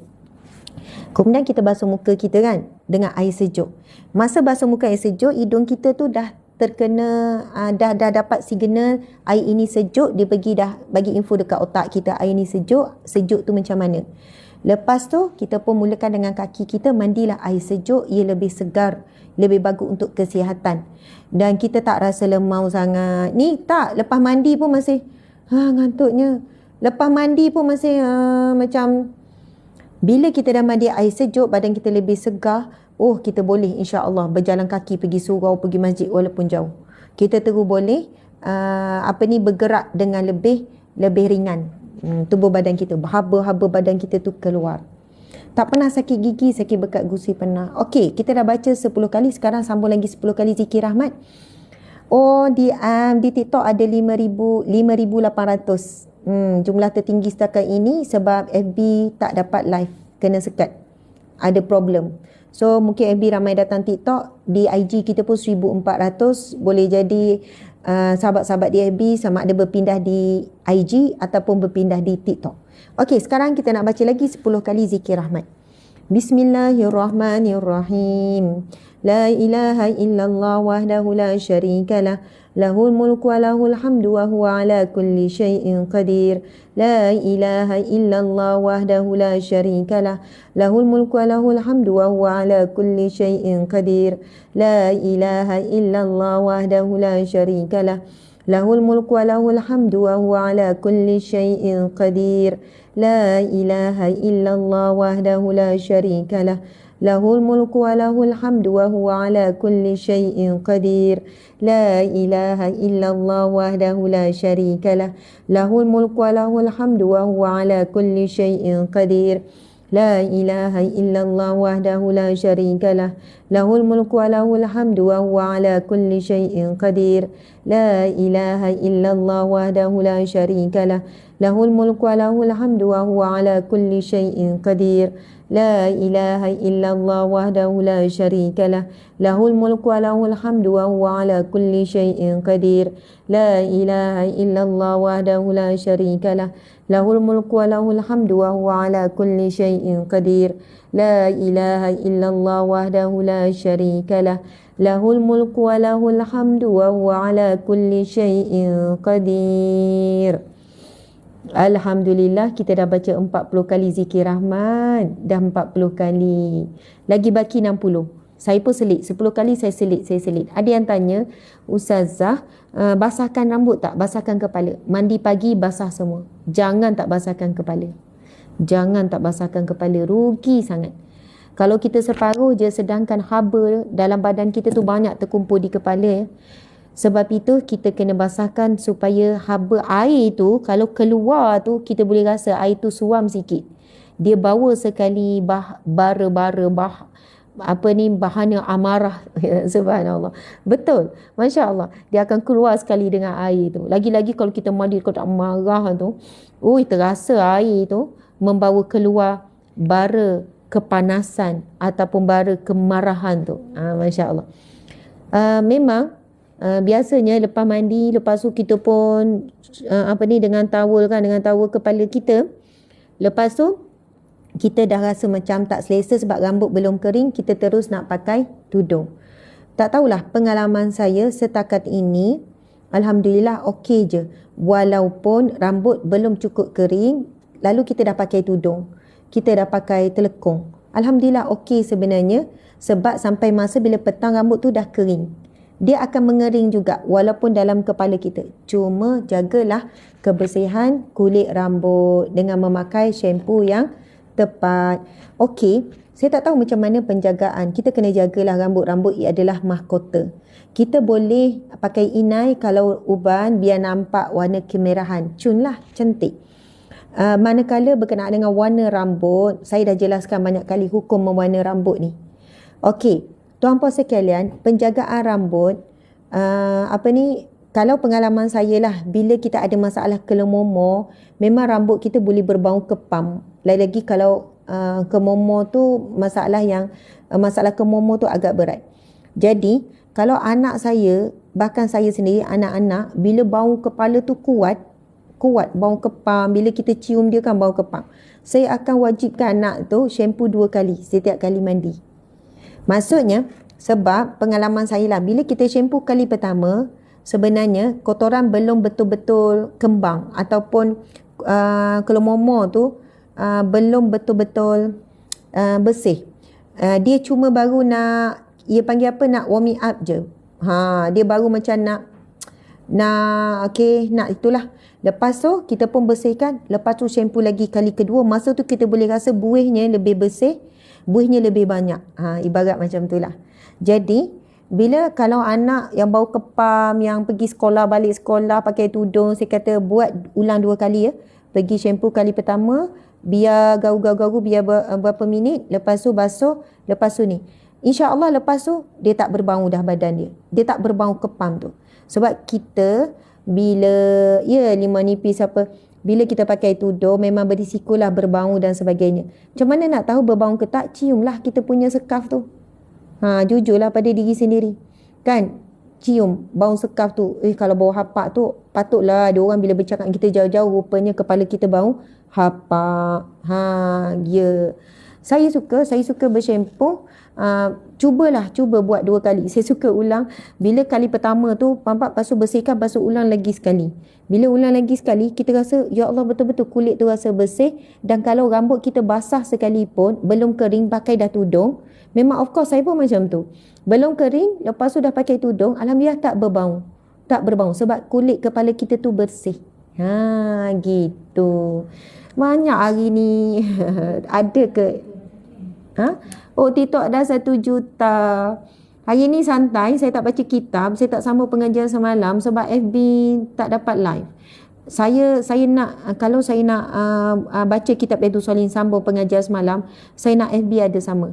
Bukan apa tuan-puan sekalian, TikTok dengan IG dia tegak tau. TikTok IG tegak. Tapi kalau FB dia kena baring, dia kena, kita panggil landscape. Ini apa? Ini landscape, ini portrait. TikTok dengan IG dia portrait tau. FB dia kena apa dah? Landscape. Macam ni, melintang. Jadi kalau kita upload ni masuk ke FB jadi kecil dan tak cantik. So insya-Allah esok FB okey. Hari ni kita cuba settlekan isu ni. Okey. Muslimah friendly ada, pergilah salon muslimah friendly, ada salon-salon jaga. Tolong jaga kulit kepala. Bila suami tak nak peluk, kita marah suami. Awak ni tak nak peluk, tak romantik, tak macam Nabi, gini-gini. Suami tu nak cakap sebersalah. Kepala bau kepam, kepala bau hapak, kepala bau busuk. Jadi jagalah kebersihan. Kita orang perempuan yang pakai tudung memang ada cabarannya. Tips saya adalah ulang 2 kali masa shampoo. Jangan tanya saya guna shampoo apa. Ada beli dekat drugstore, ada beli dekat, ini shampoo kalau boleh cari shampoo yang bagus lah walaupun mahal sikit. Tapi saya pun guna je shampoo mana-mana asalkan ada logo halal. Gitu. Jadi pasu rambut jagalah dengan minyak zaitun. Antara minyak zaitun yang saya suka kan Habiblah produk ni dekat drugstore ni. Saya tak boleh sebut. Tapi adalah minyak zaitun olive untuk rambut yang bau dia pun wangi. Jadi jagalah rambut kita supaya tak kepam. Barulah kita dapat disayang-sayang oleh suami kita. Macam tu. Saya kalau anak saya bau kepam kepala pun saya tak cium. Jauh lagi saya kata, busuknya, pergi shampoo dulu. Umi nak cium pun Umi tak sanggup. Macam mana kawan-kawan duduk sebelah, mesti dia orang tahan nafas. Jadi anak budak-budak sekolah kan bau kepam, bau dia orang berpeluh, dia orang main. Yang lelaki pun boleh kepam kepala. Tapi bila buat 2 kali tu alhamdulillah, dia okeylah, bersih. Okey, muslimin muslimat dimati Allah sekalian, kita akan baca lagi 10 kali zikir rahmat. Baca sama-sama. Bismillahirrahmanirrahim. La ilaha illallah wahdahu la syarika lah, lahul mulku wa lahul hamdu wa huwa ala kulli syai'in qadir. La ilaha illallah wahdahu la syarika lah, lahul mulku wa lahul hamdu wa huwa ala kulli syai'in qadir. La ilaha illallah wahdahu la syarika lah, lahul mulku wa lahul hamdu wa huwa ala kulli syai'in qadir. La ilaha illallah wahdahu la syarika lah, lahul mulku wa lahul hamdu wa huwa ala kulli syai'in qadir. La ilaha illallah wahdahu la syarika lah, lahul mulku wa lahul hamdu wa huwa ala kulli syai'in qadir. La ilaha illallah wahdahu la syarika lah, lahul mulku wa lahul hamdu wa huwa ala kulli syai'in qadir. La ilaha illallah wahdahu la syarika lah, lahul mulku wa lahul hamdu wa huwa ala kulli syai'in qadir. La ilaha illallah wahdahu la syarika lah, lahul mulku wa lahul hamdu wa huwa ala kulli syai'in qadir. La ilaha illallah wahdahu la syarika lah, lahul mulku wa lahul hamdu wa huwa ala kulli syai'in qadir. La ilaha illallah wahdahu la syarika lah, lahul mulku wa lahul hamdu wa huwa ala kulli syai'in qadir. Alhamdulillah, dah 50 kali kita baca zikir rahmat. Saya ulang lagi sekali, sahabat-sahabat, tuan-puan, terima kasih dekat TikTok 1 million. Lepas tu dia dah tak naik dah. Tap-tap je lah. Dekat IG makin naik 1,003. Rupanya orang suka lah live-live santai. Malam tadi dah berat kan. Malam tadi tajuk Dajjal. Tuan-puan boleh tengok live saya malam tadi tajuk Dajjal. Lepas tu hari ni saat malam tadi sebut semua tanpa tapis. Sebutlah pasal saudara kita tanpa tapis, tentang musuh kita tanpa tapis. Hari ni FB langsung dah tak boleh nak live. Tak apa, it's okay. Saya nak jawab soalan. Dia kata, betul ke Ustazah bila haid katanya tak elok basahkan rambut? Tak ada isu, tak ada masalah. Mungkin ada orang kata tak elok basahkan rambut sebab takut rambut gugur nanti nak kena mandi wajib. Jawapannya adalah ketika kita haid tak ada masalah. Kalau rambut gugur dan rambut itu kita buang, tak ada masalah. Rambut tu dah tak jadi tubuh badan kita dah. Tak perlu nak kutip rambut tu lepas tu mandi wajib bersama. Tidak. Bahkan orang yang sedang haid boleh je potong kuku. Ada orang potong kuku, dia mandi wajib dengan kuku. Sebenarnya buang terus je. Bahagian yang terpisah daripada badan kita bukan lagi badan kita. Namun ada di sana pendapat mengatakan makruh potong kuku. Tapi kalau dah timbul fitnah, orang bukan tahu kita haid, bukan ada kat dahi tulis sedang haid ya, haid ke apa ke, membuatkan orang tengok pakai elok tapi kuku panjang. Boleh jadi sebelum datang haid kita dah kuku tu agak panjang. Bila datang haid, alamak, bertambah lagi panjang dan orang tak tahu kita sedang haid. So boleh je potong, tak ada masalah daripada timbul fitnah dan menampakkan kotor. Okey, lepas tu ada yang tanya Ustazah berkenaan dengan warna rambut. Saya sebutkan begini, hukum asal mewarna rambut adalah harus. Anda carilah mana-mana dalam Jabatan Mufti Wilayah ke Jabatan Mufti lain-lain. Jawapannya adalah harus dengan syarat. So syarat ni yang kena perhatikan. Syarat yang pertama, bahan pewarna itu telap air. Dia tidak menghalang air daripada terkena rambut. Yang ini syarat yang sangat susah sebenarnya nak dipatuhi. Walaupun ada yang jual pewarna rambut dan dia claim pewarna rambut tu tidak mengelilingi rambut, dia menyerap. Tetapi kadang-kadang bukti saintifik tidak ada yang menyatakan bahawa pewarna itu bukan meliputi helaian rambut tapi menyerap. Tuan-puan sekalian, jika pewarna rambut itu walaupun dia dia tidak menyerap tapi dia meliputi helaian rambut, maka mandi tak sah, ambil wuduk tak sah, mandi wajib tidak sah. Subhanallah. Jadi tuan-puan dan mati Allah sekalian, syarat yang kedua adalah pewarna rambut itu suci dan bersih. Tidak ada perkara najis, sumber-sumber yang haram bercampur. Lepas tu yang ketiga, warna itu sendiri. Warna yang dibenarkan adalah warna-warna semula jadi manusia sahaja. Purple tak ada. Manusia lahir warna purple, rambut warna purple semua jadi tak ada. Biru tak ada, hijau tak ada. Walaupun minat sangat. kan. Tetapi macam warna brown, warna coklat, warna-warna macam Mak Saleh, warna-warna macam tu, kemerahan, itu ada warna manusia, maka dibenarkan. Syarat yang keempat, tujuan mewarnakan rambut. Sekiranya untuk dipertontonkan kepada khalayak di luar, haram hukumnya. Sebab wanita wajib menutupi rambutnya. Sekiranya lelaki bila warna rambut. Contohlah tuan-puan sekalian, adalah pemuda datang kan dekat surau atau masjid, warna rambut warna coklat, agak-agak kita minta tak dia jadi imam. Warna rambut bukan kerana trend, bukan kerana mengikut fashion barat. Bila kita, orang Melayu kita, rambut coklat, memang dia bukan nampak handsome, dia nampak berkarat. Minta maaf ya, lelaki yang color-color rambut coklat ni, dia nampak macam pelik now, macam berkarat dia nampak. Muka dia asal handsome, bila dia buat macam tu macam tak kena je. Mungkin warna kulit kita ni lebih sesuai rambut hitam lah. Jadi bila rambut coklat tu sampai ke muka nampak berkarat, rambut tu nampak berkarat dah, lepas tu muka pun nampak berkarat. Minta maaf ya, jangan marah. Cuma saya nak bagi tahu, bila orang kita berwarna rambut dan bila kita nampak, dia mengurangkan kredibiliti ataupun maruah sebagai orang Islam.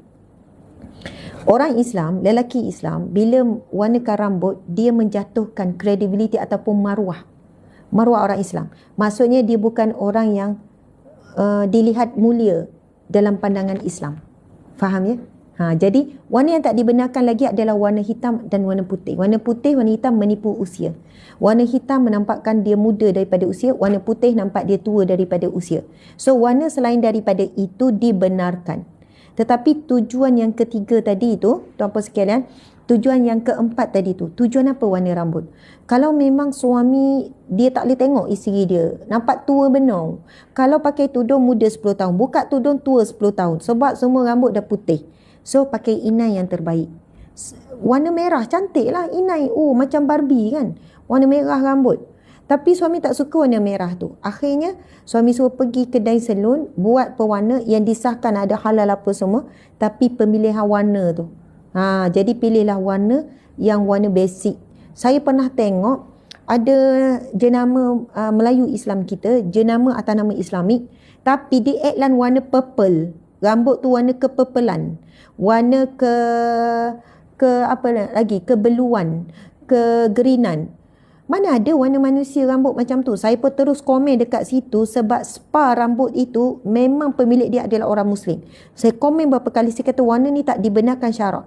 Ini bukan warna fitrah rambut, dan ini antara warna yang diharamkan. Walaupun kamu claim suci bersih kandungan, lepas tu kamu claim dia menyerap dan dia bukan menyeliputi, cuma syarat cukup, tapi syarat warna.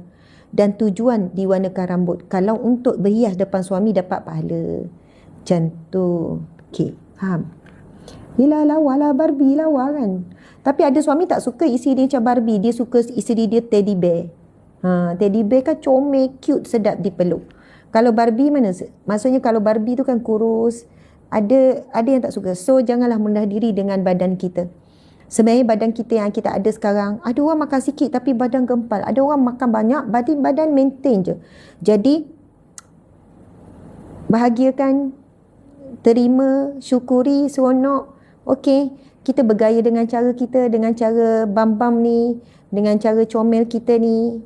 Ya, sebab antara Barbie dengan teddy bear, saya rasa lagi banyak orang jual teddy bear, tak tahulah. Okey, banyak yang tak halal, betul. Cantik brown apa, dia cakap colour macam orang. Janganlah kecil hati. Saya ni jangan ambil serius sangat. Kalau anda rasa apa yang saya cakap ni macam amboi Ustazah lasernya, Ustazah bla bla bla, tak halal, baik tak payah. Betul. Kalau kita ragu-ragu, baik tak payah. Salon kadang semua dia cakap suci, telap air apa, tapi kalau hati kita rasa ragu-ragu, jangan, tak payah. Saya pun tak pernah color rambut. Tapi letak inai tu, saya tengok kalau adalah kawan, ada mak pakai inai, memang lawa lah warna kemerahan, tapi suami tak suka kan, buatlah warna coklat gelap. Tapi cari yang betul-betul halal ya, coklat gelap. Suami pun cakap orang putih dengan kita. How are you dear? How your days? Macam tu. Masya Allah. Wajib tanam ke Ustazah? Wajib tanam. Kalau potong rambut dan kuku kena tanam? Tak kena tanam. Tak wajib tanam. Apa yang terputus, kuku, rambut itu bukan bahagian daripada diri kita lagi, dah terpisah. Bukannya kena tutup aurat dia, orang tak boleh tengok. Habis tu kalau kita gunting rambut dekat kedai gunting rambut tu, kita ambil balik ke? Rambut kita dah bercampur dengan rambut orang lain. Okey, brand apa sekian, terus speaking tu. Lah macam Barbie. Okey, tuan-puan sekalian, kita sambung lagi zikir rahmat kita lagi 10 kali. Bismillahirrahmanirrahim. La ilaha illallah wahdahu la syarika lah, lahul mulku wa lahul hamdu wa huwa ala kulli syai'in qadir. La ilaha illallah wahdahu la syarika lah, lahul mulku wa lahul hamdu wa huwa ala kulli syai'in qadir. La ilaha illallah wahdahu la syarika lah, lahul mulku wa lahul hamdu wa huwa ala kulli syai'in qadir. La ilaha illallah wahdahu la syarika lah, lahul mulku wa lahul hamdu wa huwa ala kulli syai'in qadir. La ilaha illallah wahdahu la syarika lah, lahul mulku wa lahul hamdu wa huwa ala kulli syai'in qadir. La ilaha illallah wahdahu la syarika lah, lahul mulku wa lahul hamdu wa huwa ala kulli syai'in qadir. La ilaha illallah wahdahu la syarika lah, lahul mulku wa lahul hamdu wa huwa ala kulli syai'in qadir. La ilaha illallah wahdahu la syarika lah, lahul mulku wa lahul hamdu wa huwa ala kulli syai'in qadir. La ilaha illallah wahdahu la syarika lah, lahul mulku wa lahul hamdu wa huwa ala kulli syai'in qadir. La ilaha illallah wahdahu la syarika lah, lahul mulku wa lahul hamdu wa huwa ala kulli syai'in qadir. Betul atau tidak kita dah baca 60 kali? Terima kasih Wan Mira. Dah baca 60 kali? Dah berapa kali dah kita baca zikir rahmat? 60 ke 50? Ada yang tanya hukum mencabut uban di kepala. Boleh je cabut uban. Walaupun ada pendapat kata makruh, pendapat begitu begini, boleh je cabut. Lagi-lagi uban tu sukalah naik kat depan ni, cabutlah, geram tengok kan. Jadi boleh je cabut. Faham? Ada orang kata uban kalau cabut makin bertambah. Tak tahulah ada bukti saintifik ke. Sebab rasa kau tak cabut pun nampak je ada. Umur 40 ke atas ni dah ada dah uban-uban sikit-sikit kan. Ada yang tanya 60 kali. Alhamdulillah 60 kali. Saya nak ulang lagi hadis ni. Kepada semua yang hadir di TikTok 6 point lebih, di IG 1.2, 6.2K, 7,000 lebih, hampir 8,000 ni. Masya Allah, kita ulang lagi hadis Nabi ni. Boleh tak tolong ambil?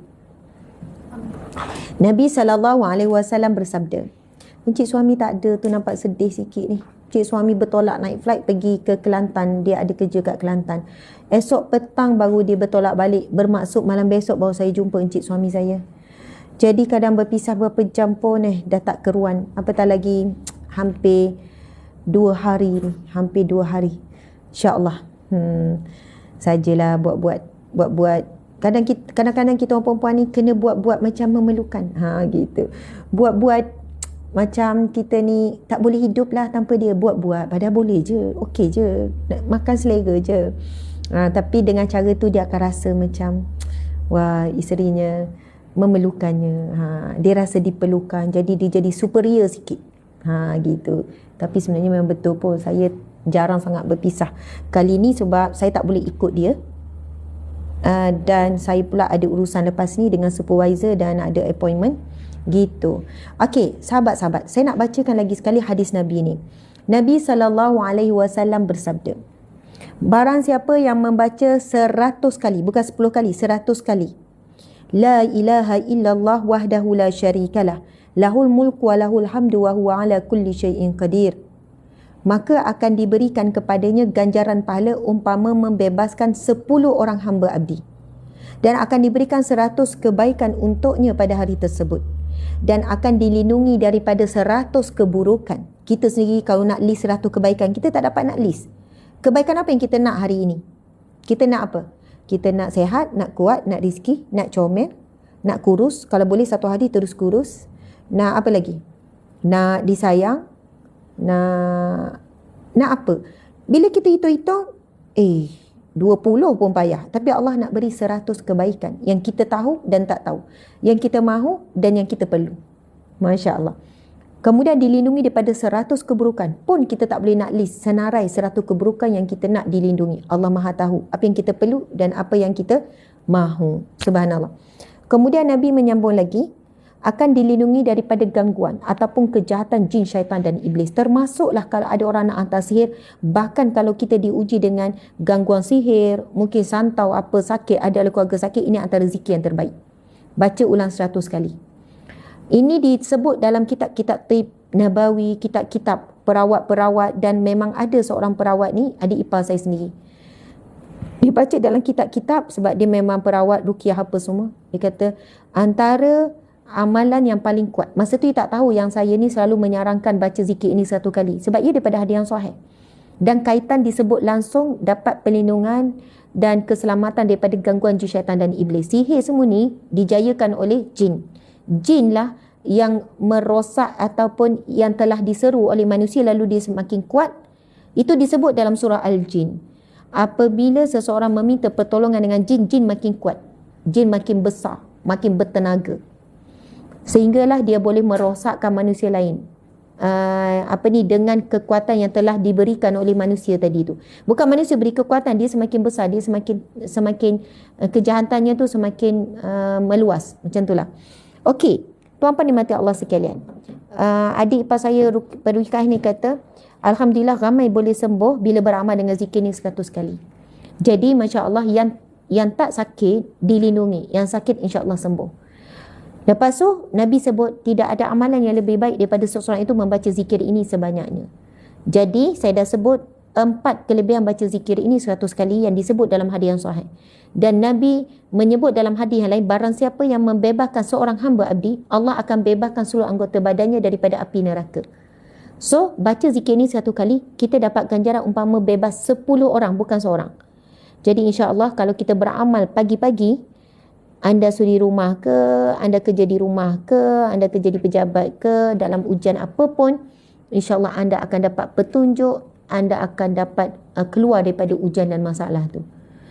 Jangan fikir macam mana, apa yang akan berlaku, jangan fikir. Baca dulu, lagi-lagi kita dalam keadaan kesempitan dalam masalah, cuba baca dengan khusyuk. Maksudnya tak buat apa-apa, baca zikir itu dengan fokus. Kalaulah harian, kita baca zikir itu sambil-sambil, okey.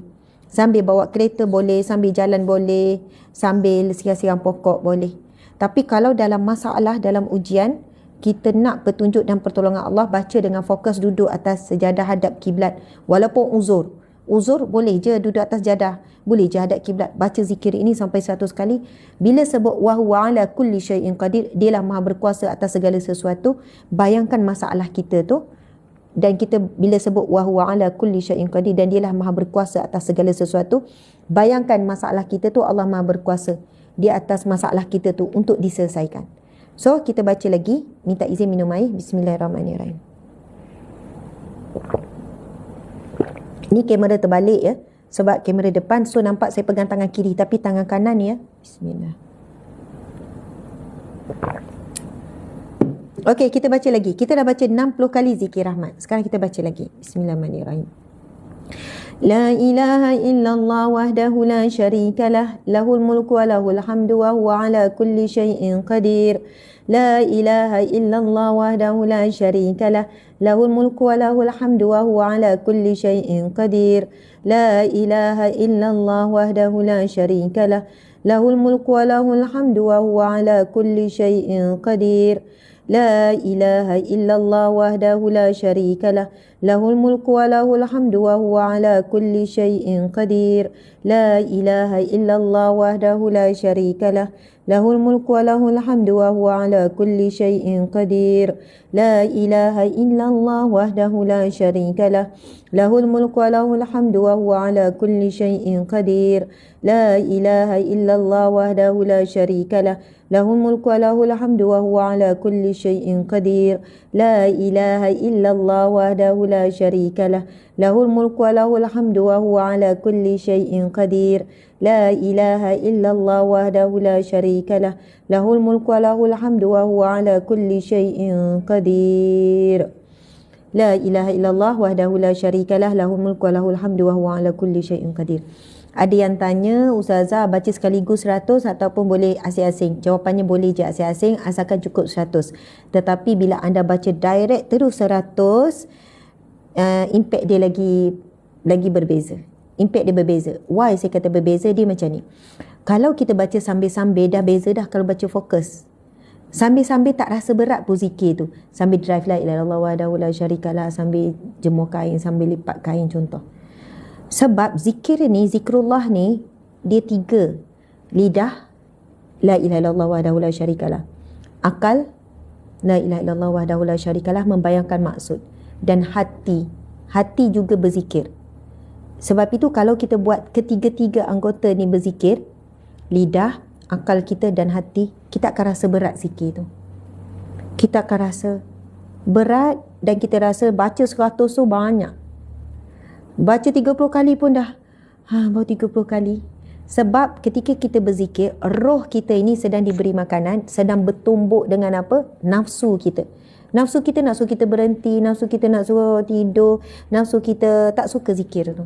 Syaitan lagilah kepanasan, dia tak suka bila kita baca zikir tu.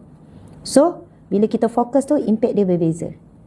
Bila kita baca 10 tambah lagi 10 nanti 10 pun sama. Dia tidak ada mujahadah. Tapi once kita buat keputusan nak baca terus 100, awal lagi mindset tu dah rasa susah, dah rasa berat. Tuan-puan sekalian, kalau kita buat sesuatu dengan susah payah, hujungnya manis. Betul atau tidak? Kita buat sungguh-sungguh, bila settle manis. Tapi kalau buat tak sungguh-sungguh, tak ada struggle pun, biasa je. Contoh hari ni kita masak mihun ataupun mi goreng. Mi goreng kan senang. Okey, masak sama, siap. 10 minit siap. Jadi, kita tak struggle sangat. Kita makan pun biasa je. Tapi hari tu kita masak laksa Penang. Susah sikit bila masak laksa Penang. Dengan laksa, dengan kuah, struggle ni masak. Penat ni masak. Tapi masa makan lagi nikmat. Berbaloi. Sedapnya berbaloi. Sampai tak buang panas-panaskan kuah. Maksudnya bila sesuatu zikir, kita struggle, ada struggle di situ, kemanisannya berbeza. Nak baca asing, is okay, tak ada masalah. Lepas solat subuh 20, lepas solat zuhur 20, lepas solat asar 20, lepas solat maghrib 20, lepas solat isyak 20, cukup 100. Okay.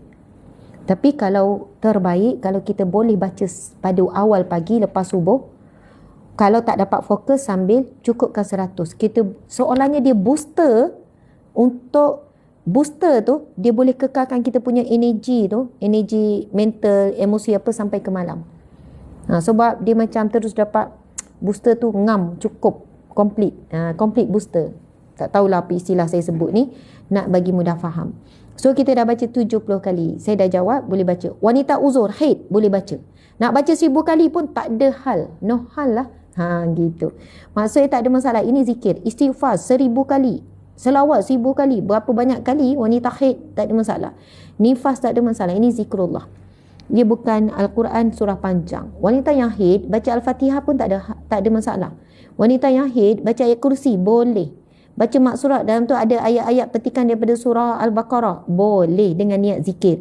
Dan memang kita jadikan ia amalan zikir. Zikir harian, dibaca harian. Baca Al-Mulk, niat zikir, tak boleh. Baca Yasin, niat zikir, tak boleh. Sebab ia bukan zikir. Dia adalah surah yang panjang. Baca 3 kul, haid, boleh. Dengan niat dapat perlindungan. Baik, sekarang kita nak baca lagi zikir rahmat. Okey, bersedia semua? Kita nak masuk bilangan yang ke-70 dah ni.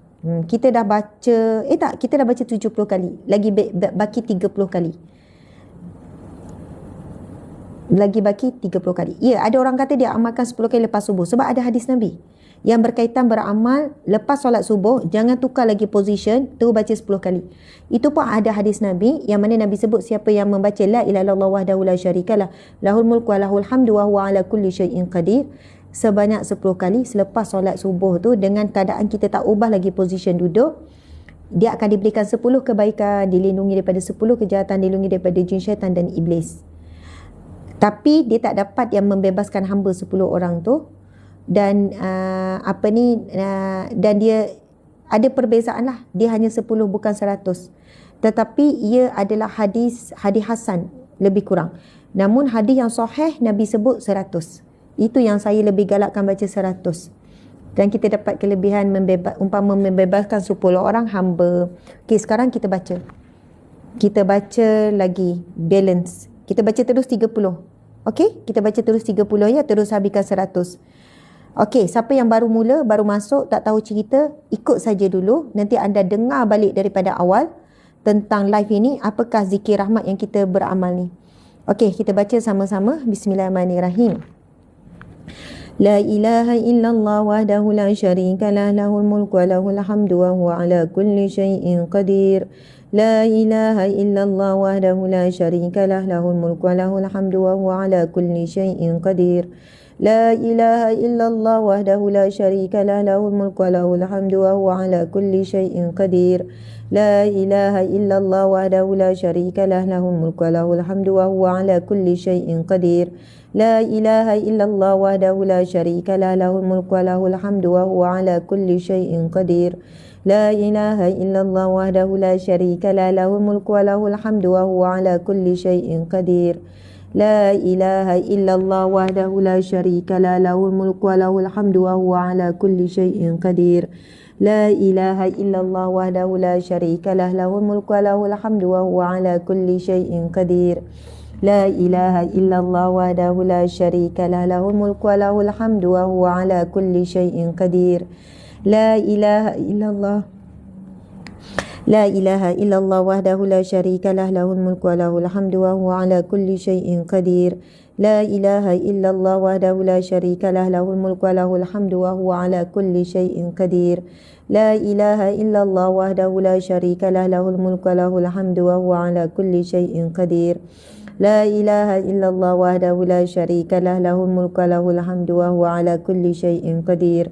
La ilaha illallah wahdahu la syarika lah, lahul mulku wa lahul hamdu wa huwa ala kulli syai'in qadir. La ilaha illallah wahdahu la syarika lah, lahul mulku wa lahul hamdu wa huwa ala kulli syai'in qadir. La ilaha illallah wahdahu la syarika lah, lahul mulku wa lahul hamdu wa huwa ala kulli syai'in qadir. La ilaha illallah wahdahu la syarika lah, lahul mulku wa lahul hamdu wa huwa ala kulli syai'in qadir. La ilaha illallah wahdahu la syarika lah, lahul mulku wa lahul hamdu wa huwa ala kulli syai'in qadir. La ilaha illallah wahdahu la syarika lah, lahul mulku wa lahul hamdu wa huwa ala kulli syai'in qadir. La ilaha illallah wahdahu la syarika lah, lahul mulku wa lahul hamdu wa huwa ala kulli syai'in qadir. La ilaha illallah wahdahu la syarika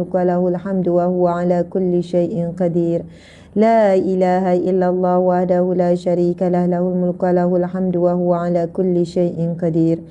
La ilaha illallah wahdahu la syarika lah, lahul mulku wa lahul hamdu wa huwa ala kulli syai'in qadir. La ilaha illallah wahdahu la syarika lah, lahul mulku wa lahul hamdu wa huwa ala kulli syai'in qadir. La ilaha illallah wahdahu la syarika lah, lahul mulku wa lahul hamdu wa huwa ala kulli syai'in qadir. La ilaha illallah wahdahu la syarika lah, lahul mulku wa lahul hamdu wa huwa ala kulli syai'in qadir. La ilaha illallah wahdahu la syarika lah, lahul mulku wa lahul hamdu wa huwa ala kulli syai'in qadir. La ilaha illallah wahdahu la syarika lah, lahul mulku wa lahul hamdu wa huwa ala kulli syai'in qadir. La ilaha illallah wahdahu la syarika lah, lahul mulku wa lahul hamdu wa huwa ala kulli syai'in qadir. La ilaha illallah wahdahu la syarika lah, lahul mulku wa lahul hamdu wa huwa ala kulli syai'in qadir. Alhamdulillah, selesai kita membaca 100 kali zikir rahmat ini. La ilaha illallah wahdahu la syarika lah, lahul mulku wa lahul hamdu wa huwa ala kulli syai'in qadir. Ada yang tanya, Ustazah, apa beza baca yuhyi wa yumit dengan tidak? Siapa yang dah terbiasa la ilaha illallah wahdahu la syarika lah, lahul mulku wa lahul hamdu wa huwa yuhyi wa yumit wa huwa ala kulli syai'in qadir, silakan kalau nak baca macam tu. Cuma yang saya bacakan tadi berdasarkan exactly sama seperti hadis Nabi. Nabi tak menyebutkan yuhyi wa yumit. Namun ada matan yang lain, hadis yang lain yang melibatkan 10 tadi, yang bacaan 10 kali selepas subuh tu, dia menyebutkan, ada menyebutkan kalimah yuhyi wa yumit. Jadi jangan pula bila kita tak sebut yuhyi wa yumit kita rasa kurang, kita rasa macam tak sempurna. Tidak. Tadi ada yang tulis, dia kata, Ustazah, alhamdulillah dengan beramal dengan zikir ni, anxiety saya dapat pulih.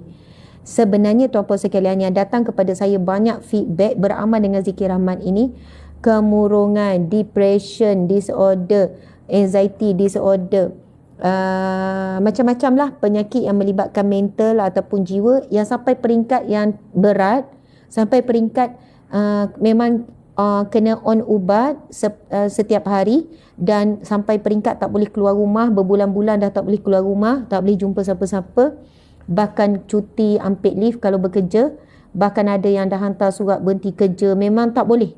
Hidupnya memang dalam rumah hidup ketakutan selalu yang berat.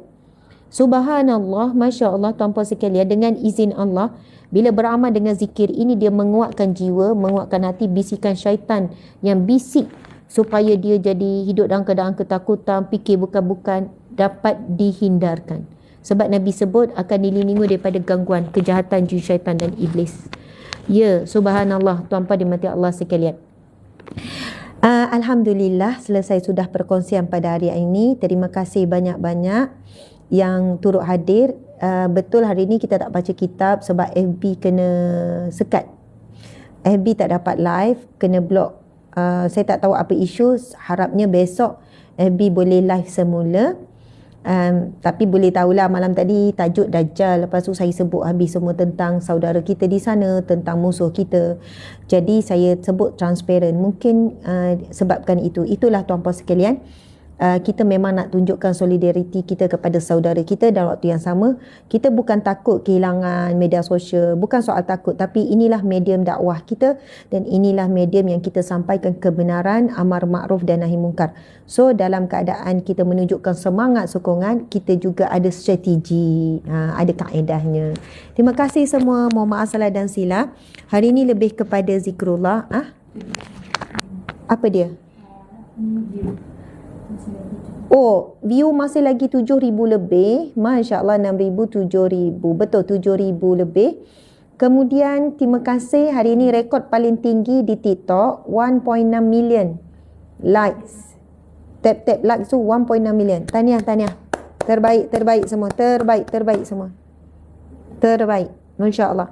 Terima kasih yang bagi komen non-stop, yang bagi doa non-stop, yang bagi emoji non-stop. Terima kasih yang berterusan non-stop share, kan, bagi gift. Sebab gift itu adalah bentuk sumbangan. Puan Liora Suryani, ramai tadi, Atok, Usui, Takumi, Mama Rara, bagi semua gift dekat TikTok tu adalah dia akan bertukar menjadi infak, dan kami akan manfaatkan untuk kerja dakwah dan kerja amal.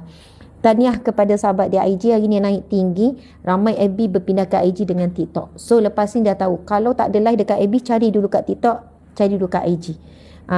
Kalau tiba-tiba tak dekat TikTok, cari dekat FB, cari dekat IG. Macam itulah antara tiga ni. Jadi follow rapat-rapat tiga-tiga saluran rasmi Ustazah Asma Harun ini. Terima kasih. Mohon maaf salah dan silap. Sayang semua. Saya sayang semua sahabat-sahabat kerana Allah, kerana Rasulullah. Wabillahi taufiq wal hidayah. Assalamualaikum warahmatullahi wabarakatuh. Alhamdulillah.